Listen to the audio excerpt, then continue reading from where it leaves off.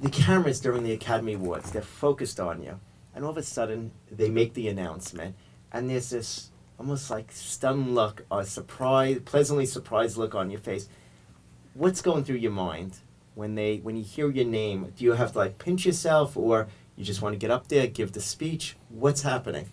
Well, we had lost to Bono at the Golden Globes. Mm-hmm. We were up against, this is insane. Bittersweet revenge. I can't tell you how bizarre looking back at winter of 2014 is, because we were up against Pharrell, Bono, and Susie.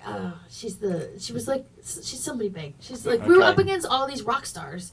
And so we really had been the dorks in the room. Like when we did things together, we were like, oh, we're the Disney writers. Nobody knows. Bono thought I was someone's assistant. What did he say to you? Oh, he came. He just sort of was like, oh, hello, and you are with who? And I was with me. Exactly.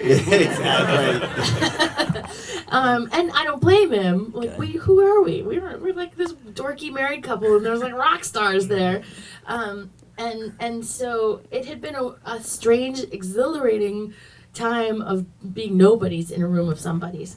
So at that moment. And we had also just experienced John Travolta calling Adina Adele Dazeem. Yeah, we were so nervous. How's Adina going to do with the song tonight? And then knowing that she is a little bit touchy about the pronunciation of her name when that happened, we were like, A little inside story. I had promised myself I wasn't going to drink that night. I was like, I want to really remember this. I want to just experience, like, this may be the only time I get to go to the Oscars. I'm really gonna experience it. But we brought the president of Disney, who is our right hand man there, and one of our dear friends, and our agent, who is also like family, as our dates. And the president of Disney knew the deal. Disney Music. He knew the deal and had snuck in a plastic flask, because you can't sneak in metal flasks because it sets off the metal detector. But he had snuck in a plastic flask of scotch, and he kept going, "You want some?" I was, "No, I really want to experience it." And then they said, like, "Adele Dazeem," and I was like, "Give me the flask." When they announced your names, did you have a speech already written? What? Yeah. We had one written for the Golden Globes that we used. Yeah, it was.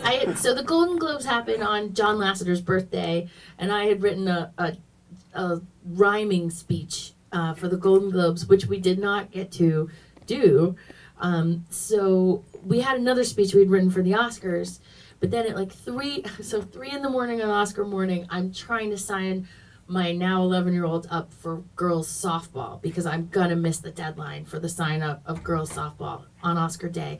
And it's sort of 3 in the morning, and it turns out, like, we get on the waiting list, and I'm up anyway, and I realize I really like the rhyming speech better. I don't want to do this other really it's really serious about shame and power. But let's do the more fun one and then say the meaningful thing right at the very end. And Bobby very gracefully agreed. And so we did the rhyming speech. So the question is, when you win the second Oscar, will you give the Meryl Streep speech? I don't think anyone, nobody's Meryl.